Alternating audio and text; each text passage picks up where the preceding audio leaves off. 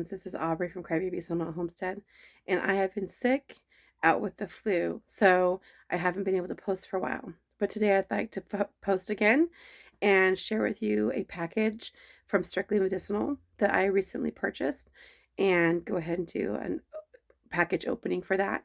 But behind me, I have a poem that I wrote when I was in high school. I was a sophomore. So my dad had it framed for me. So it's been up on my wall for like over half my life. So I thought I'd go ahead and do a quick poetry reading before I share that Strictly Medicinal package. Let's take a look. So I'm going to go ahead and read this poem to you.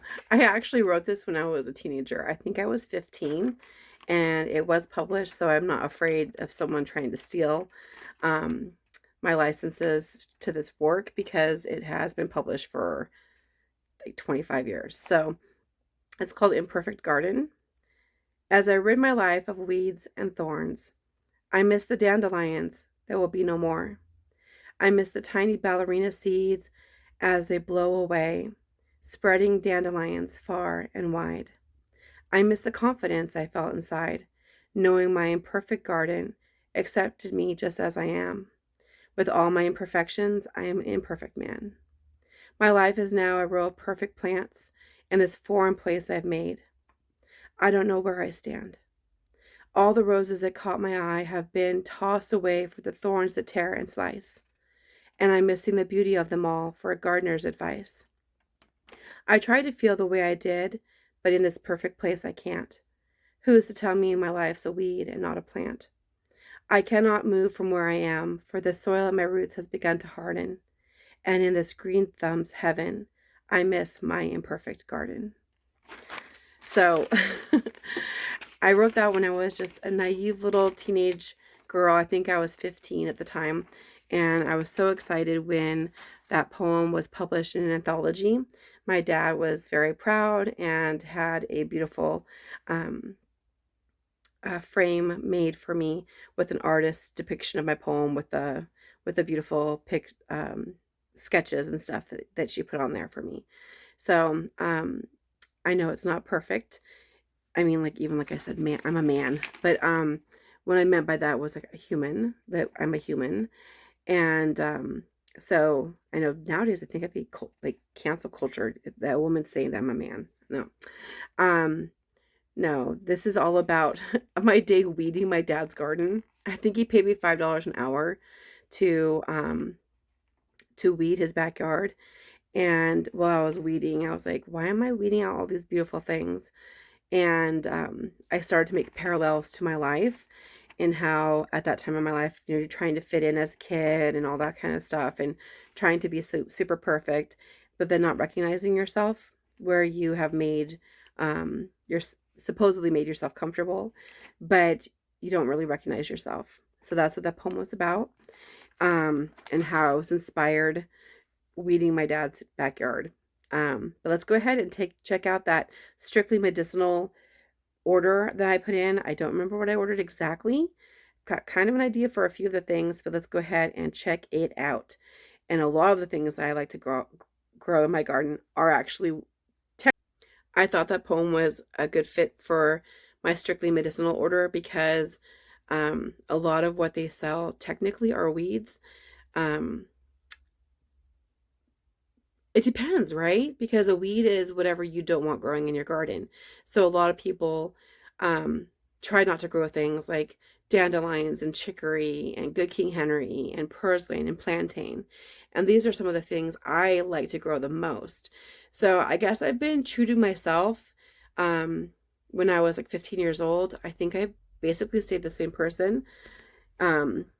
Despite being educated, I guess I didn't change who I was on the inside. So I guess 15-year-old Aubrey would be proud. Let's go check out that seed order. Here is the package. Let's go ahead and rip this open. I can't find my scissors, so I'm gonna have to tear it up. Let's tear this open. And there's a package inside of a package. It's like one of those nesting dolls. Ah, okay. So I remember this now. I was trying to order Chufa again. So I've I actually many years ago read about Chufa and how it was actually used for making a cultural Spanish drink called horchata. And my husband is from Mexico, and they make horchata using rice, which is very popular nowadays. But a long time ago, they used chufa back in Spain. And a lot of cultures, I think even like in places like Ethiopia, there's several places around the world that make horchata using chufa. And these are these like little roots. These are the little tubers. Many years ago when I found chufa for sale, I got an incredible deal online because they were selling it as chicken and turkey game feed. And that might be a way for you to find it very frugally. I found it from Strictly Medicinal. I don't recall the price, but I will drop it on here later. So I'll look up the price. This is a pound. You definitely don't need to have a pound of them to grow them just for fun. But I want to get enough growing that I can actually make horchata from the tubers. And when you only have a little bit of something, it's like those seeds are sacred. And I have a hard time using seeds, like whether even if it's like dried corn or beans. If I don't have a lot of something, I don't want to use it. So I end up saving it for the next year for seeds. So I'm going to grow a pound of it. That way I'm not quite guaranteed. Nothing's guaranteed in life, but I'm almost guaranteed to get a lot more than this.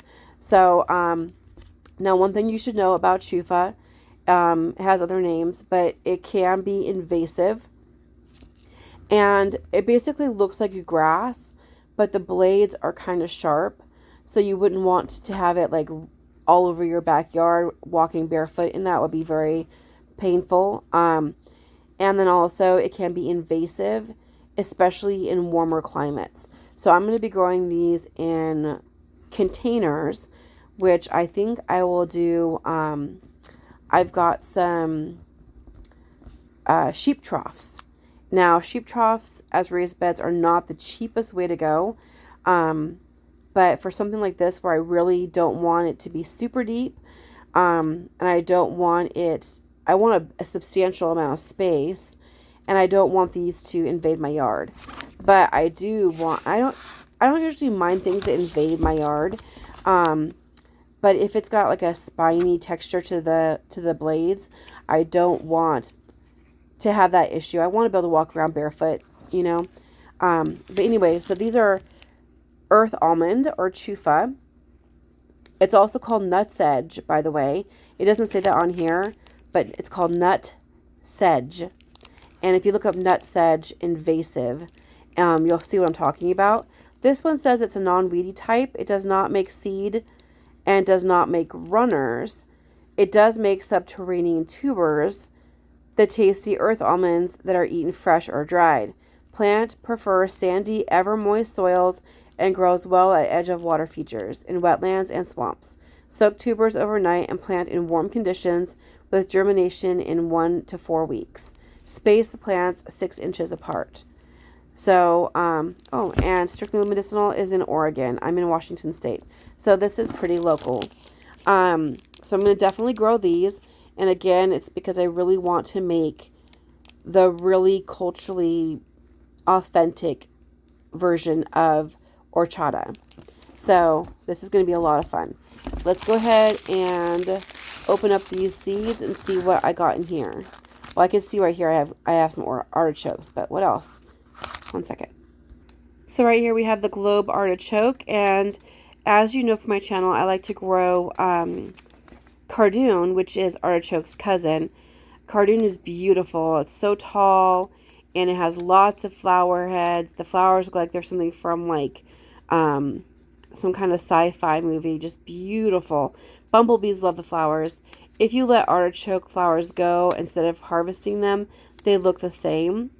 It's perennial. Artichoke prefer full sun and rich, moist, fast-draining soil.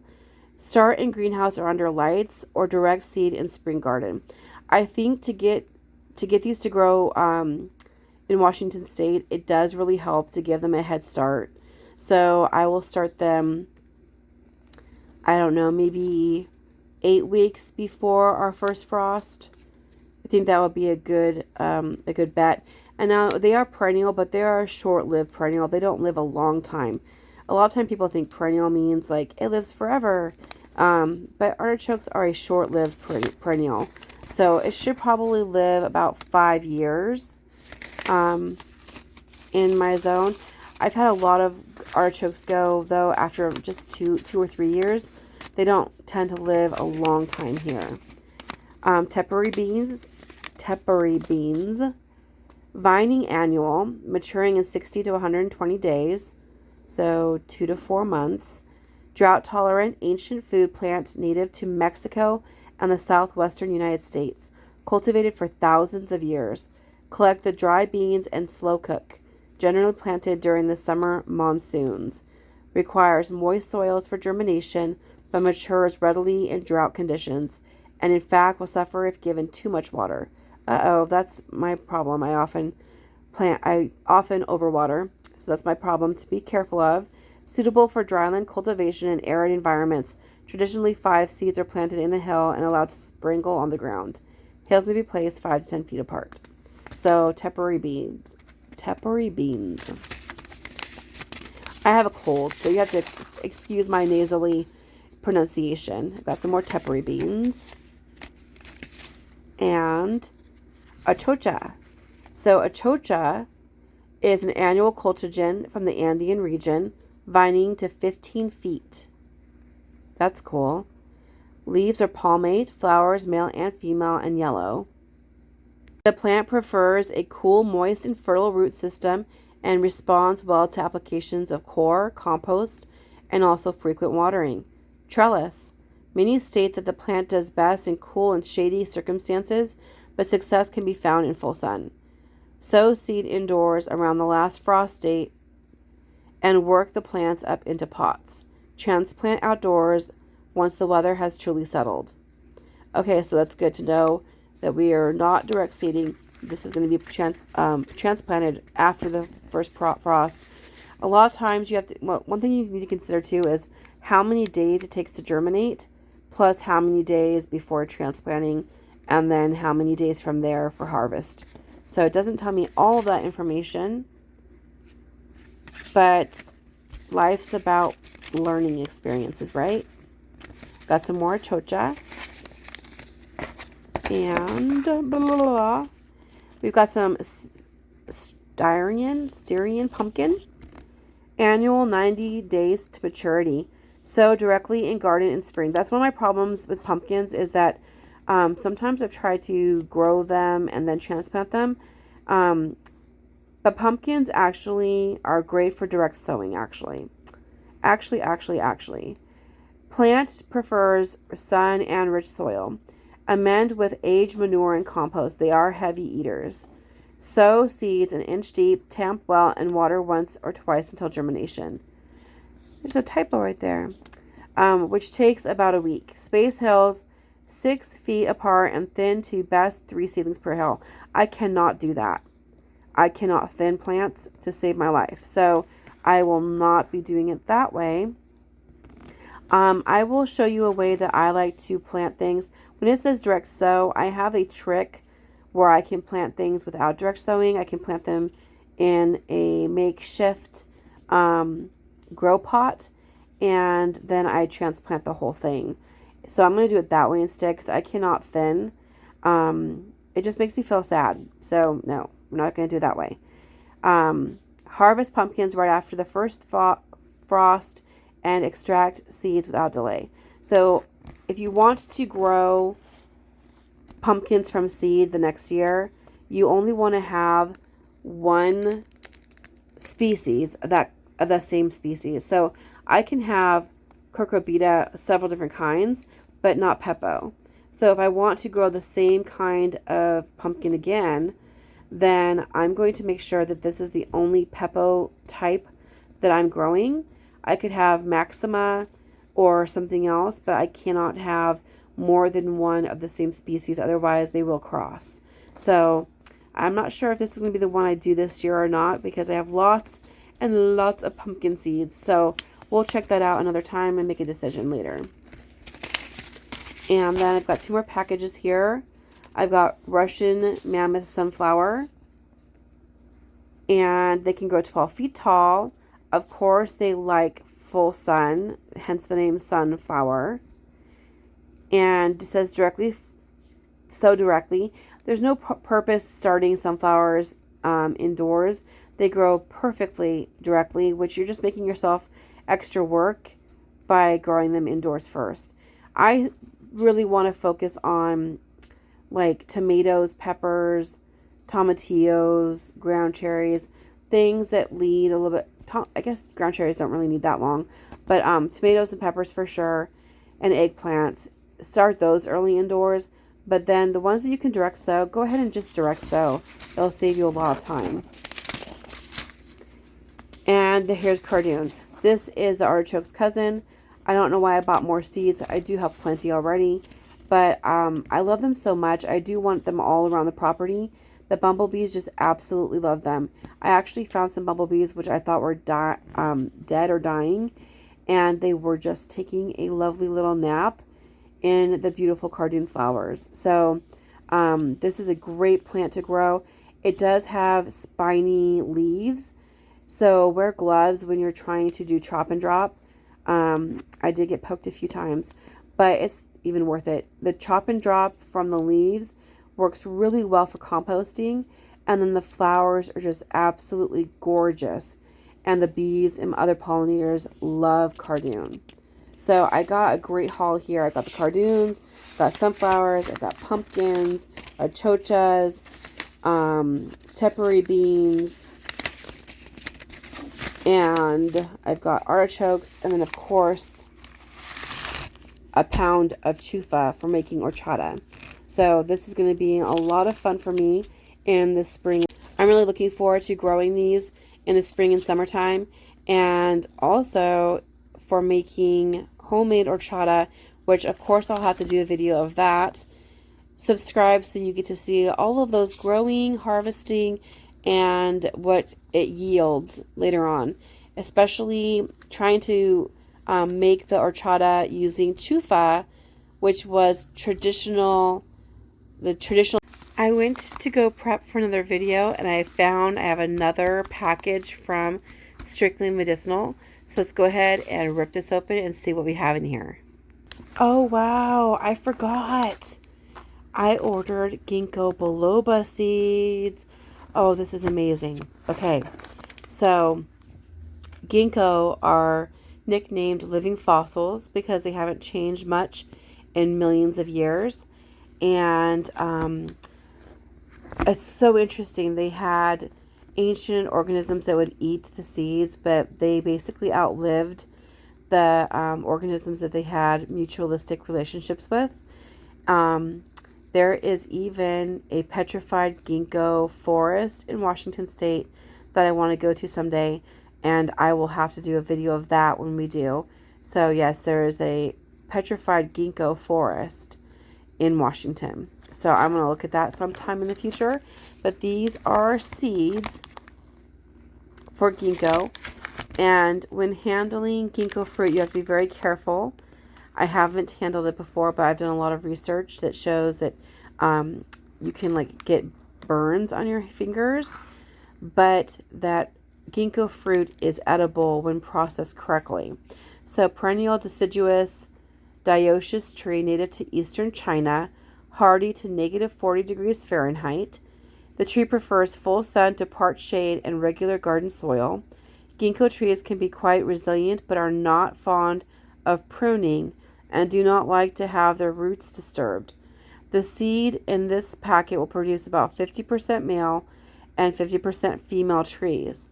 Please keep seeds refrigerated for 30 days, then sow in warm conditions. Sow 3 seeds per gallon pot, push in about 1 inch deep. Germination begins at 33 days after planting in warm medium. Typical germination rate is about 40%. So I have 100 grams of seeds in here. How many seeds is that? see. 1, 2, 3, 4, 5, 6, 7, 8, 9, 10, 11. I'll pause for a second and count. I decided I want to know exactly how many are instead of estimating. So these have already been cleaned off for me. They have a little bit of a smell to them.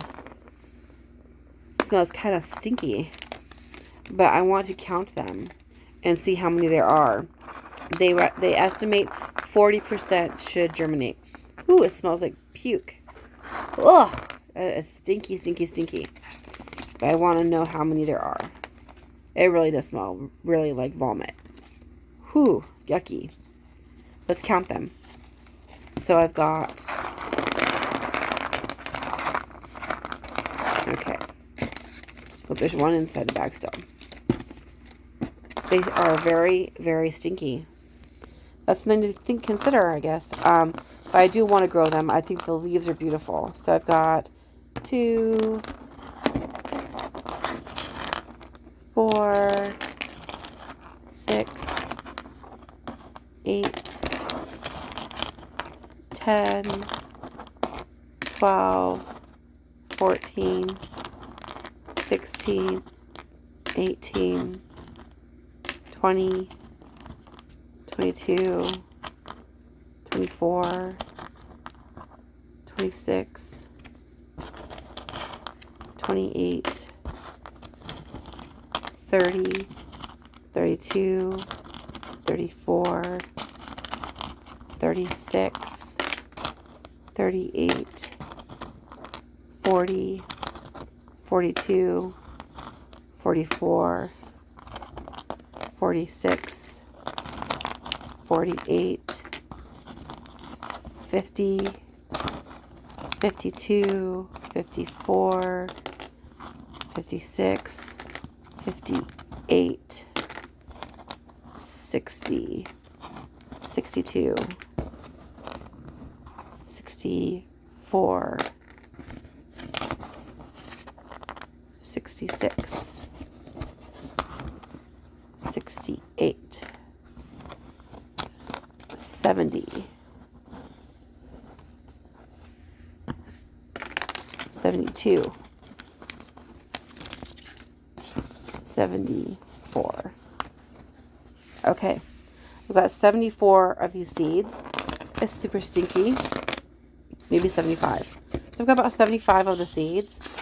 And I'll tell you, it is very, very stinky. But these are really like a legacy to grow these. You're leaving behind something really that's going to last a lot longer than us. Okay, so I'm going to go ahead and grow these. We'll see how they go. They are very, very, very, very stinky. Whew. I'm so excited to grow the Chufa, which is also called, I think it's called tiger nut. It's also called earth almond and nut sedge. It was the original ingredient for horchata, which is that white, sweet, milky yumminess that you often have in Hispanic cuisine, or with Hispanic cuisine. But this is going to be the original. This is what came from Spain. This one says it's non-weedy type, which usually I do an abundance of caution, so I will still be growing it in containers. It also makes it easier to find my harvest. So I'm looking forward to growing the Chufa or nut sedge, and as well as the artichokes, Cardoon, Achocha, Tepary Beans, sunflowers, and all that good stuff. All right, everybody, God bless you, and I'll see you on the next video. Bye.